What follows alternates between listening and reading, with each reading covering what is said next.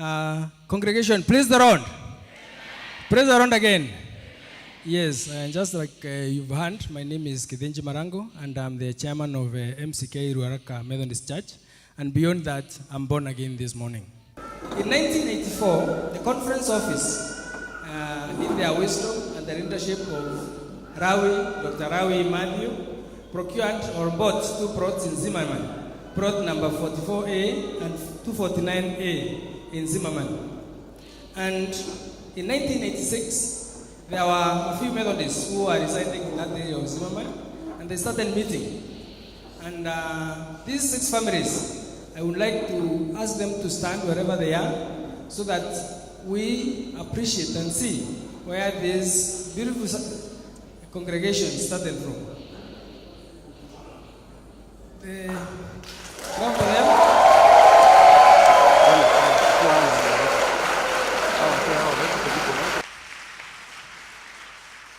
Thank you, thank you, thank you, thank you, thank you, thank you very much. These are the 6 families that were meeting in Mrs. Muiti's house in Zimmerman. And it's out of that this congregation you see today started. At that time, in 1988, Reverend Vindinde was posted to the Zimmerman estate, and he teamed up with Crawford Mutuma, who was by then the chairman, to kind of set the church, and they continued ministering and doing door-to-door evangelism. And at that time, the congregation relocated now from the house of Mrs. Muiti to the tent. And this tent was donated by Kenyan Breweries. And you can imagine the brewer and brewery donating a tent to worship God. You can see how God works. You can see how God does what? How God works. He can turn even people from the other kingdom and supply resources to the work of God. And with that, we thank God. And out of that, the congregation started to grow. And Reverend Kobito then joined. And with under the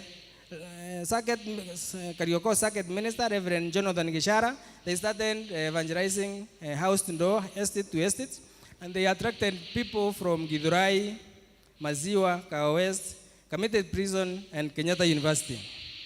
The tent was very soon very full, and the conditions were uncomfortable because of the swamping ground, and they moved on.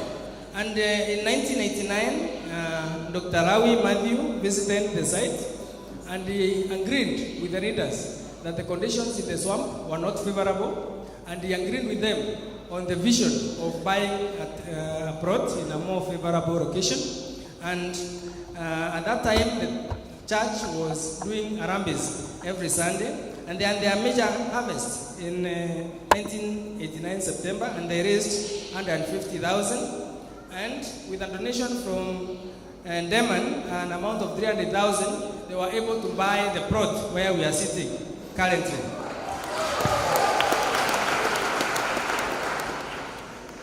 And you can imagine the price appreciation of rand. If you look at what they bought this property at in 1989, and now we are talking about 60, 70, 100 million of property around this area, you can see how visionary these people were. In 1989, Reverend Ferdinand Mkale took over from Reverend Kubito. And this time I'm told that the congregation had started reducing because the tent was getting torn and all that. But in January 1990, the plot, which was bought then, they started in 1991 to start building. At that time, they wanted to build a hall. And in 1994, on June 26th, Reverend Sabron Dambori dedicated that hall to the glory of God. Maybe you can clap. Even if some of you might not see it, it's there. It will appear there. We had a church here, which eventually was demolished for the building of this sanctuary, and it was dedicated in 1994.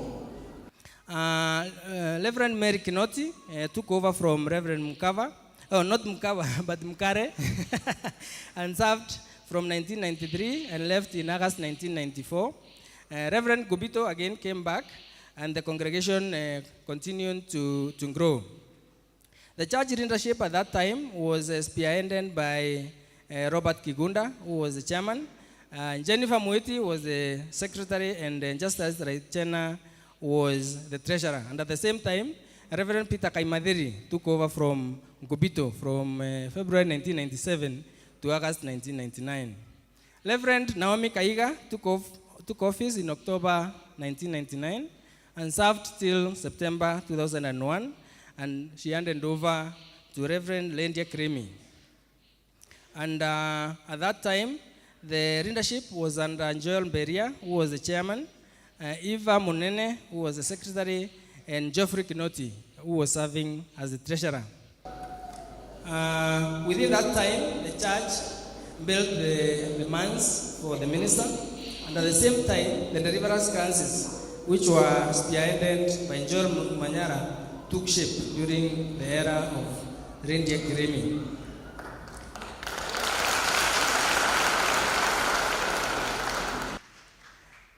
Reverend Rendia continued to be the minister in charge throughout that time, and by that time we got Joel Manyara as the chairman, and then Charity Raitete was the secretary, and Kendrick Mutuma was the treasurer.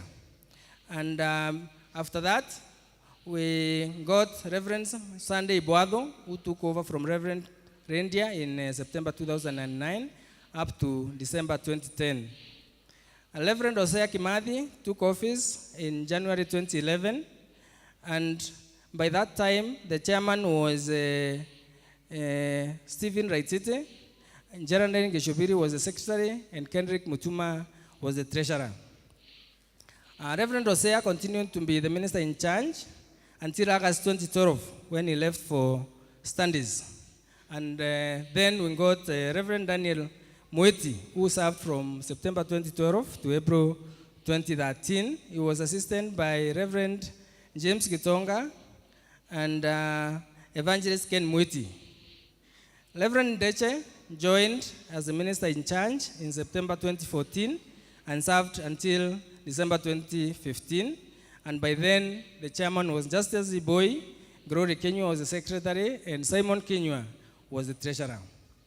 At the same time, when Reverend Deche left, Reverend Justice Meriti, who is now the Bishop of Gobo, took over in January 2016 and stayed on until December 2017, when Reverend Javed Kiambi took over as a superintendent minister in January 2017, assisted by Reverend Purity Mukaba, Reverend Marian Kurubo, and recently we got Reverend John Mutembei, who joined as a youth pastor in 2018. And during that time, the church leadership was under Kedenji Marangu as the chairman, Charity Kimathi as the treasurer, and Kendrick Mutuma as the treasurer. Now at this point, I would like to request the former chairman of the church to stand, and the executive, so that they can be seen, to appreciate where we've come from.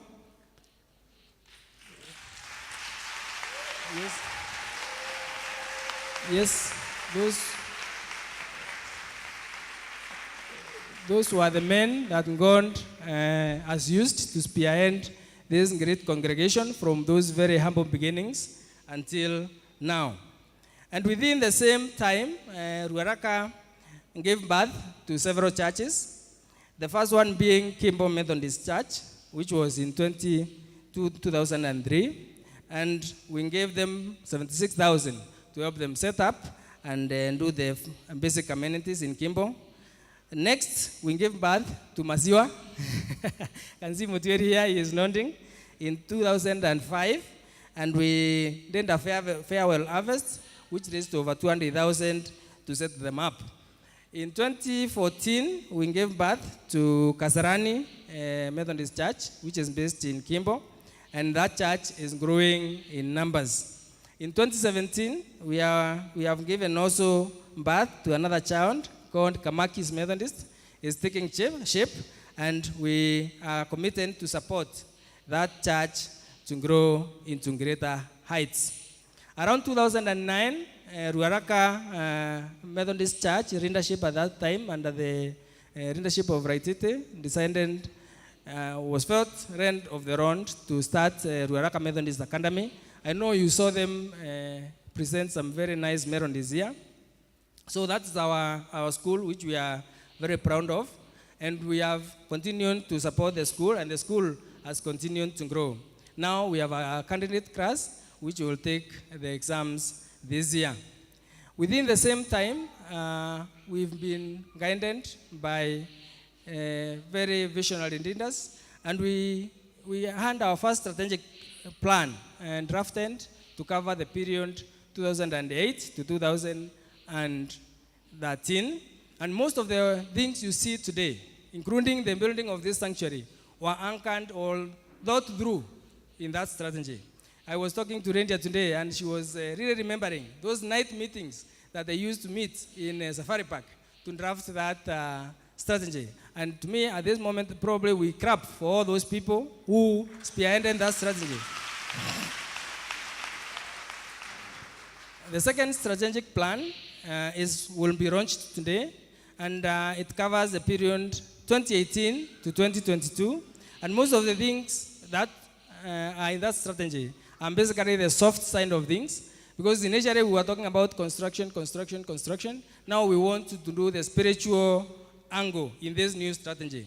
And with the help of God, I believe we'll take this church to the next level in equipping the men and women of God for service in the marketplace. The building that we are dedicating today, I don't know if many of you remember, but the groundbreaking was done in July 2011. In July 20 what? And we are dedicating this church in July when? 2018. How many years are those? For the mathematicians in the room? 7 years. And what does 7 tell you about, in the Bible, you read many things about the number 7. You read many things about the number? About the number 7. We are still praying for God to reveal to us this coincidence. This coincidence. As I was reflecting on this, I was really I just could not know why God allowed, July 2011, July 2018. I know Bible scholars, you have read a lot of things about 7. God creating the world in 7 days. And of course, in the 7 day rested. Even the rainbow during the days of Noah, there are 7 colors. So many things are mentioned. Are mentioned about what? About 7. So you can imagine now Ruaraka, how special Ruaraka is. Because we couldn't have finished this church much earlier. You remember, initially we were saying we will finish this church probably much earlier. But God didn't allow it. God didn't what? Didn't allow it to happen before the 7th what? The 7th year. And I want to believe let's continue praying for this, because God has a special thing for us, even as we dedicate this church today. Now, maybe to quickly mention about the future of this church, where we are planning and where we are trusting God to take us through. In the book of 2 Chronicles 7:15, it says, "Now my eyes will be open and my ears attentive to the prayers offered in this place." Verse 16 continues to say, to affirm that the name of the Lord will forever be in this place. That's our prayer, even as we move to the next phase of the growth of this church, that the prayers that we will say in this house will be heard by God, and God will establish the sanctuary and His presence in this house. And one of the things that we are doing, and we are in the center of it, is our second strategic plan, 2018 to 2022. And part of this, we have 7 themes, which I think Dr. Aitete will come and elaborate during the launch of the strategic plan. But we have anchored it on 7 themes, And of course, most of them are spiritual. And one of the key things that even Bishop has dedicated our ambassador today is enterprise development. And you can see part of what we are looking at enterprise development is revamping the school. You have seen it here. And the bus, of course, as part of our enterprise development in terms of generating revenue for the church and for the repayment of the loans that we currently have. The next thing, as you can see, we did a survey 2 years ago, and we came to realize that we have a very youthful congregation. One of the things that we are doing today is launching the Cindy for, maybe someone can also lift the Cindy so that people can see.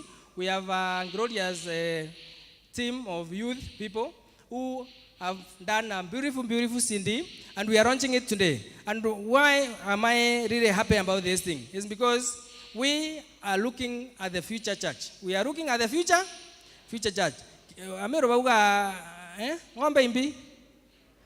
Ng'ombe injao. Ng'ombe imbi? Ng'ombe injao. So we are looking at our kids as the future church, and we believe that if we nurture them to lead the word of God, to become faithful in church, we believe that this church, 10 years, 20 years, 15 years from now, it will be more packed than now. And since we have brought next to us, we believe that we can even build another bigger sanctuary, because our kids and their children's children will be there to worship and serve God in this community. Finally, this church, we believe, and all of you know, that we are in the technological age, and as a church, we do not want to be left behind. And it's out of that we would want to leverage on the technological developments that are there. And today, when a presiding bishop, we launch our website, we will launch the mobile app. In fact, some of the songs that we will be using, we will be streaming them directly from the mobile app. And of course, also, we want to use that software to do our back office processes in terms of doing our accounts, doing our payroll, and doing even the members register in terms of tithing, pledges. Everything will be captured in that app. So, as a church, we want to benchmark with other organizations, with other corporates who are leveraging on technology. And finally, the issue of corporate governance. We are very strong in it. Every year, we do audit our accounts, and today we will also present a copy of the audited accounts to the bishop as a good way of accountability and transparency to our members. As I said, Ruaraka has come from very humble beginnings, and we thank God for the far that He has brought us a congregation. We believe that with the dedication of the sanctuary today, the Lord will dwell in our midst as indeed during the days of Solomon, when during the dedication, the Spirit of God filled the temple, and people could not even enter it because the temple was filled with the glory of God. And that's what we are looking forward from today onwards. May the Lord bless the Methodist Church, and may the Lord bless Ruaraka. Thank you very much.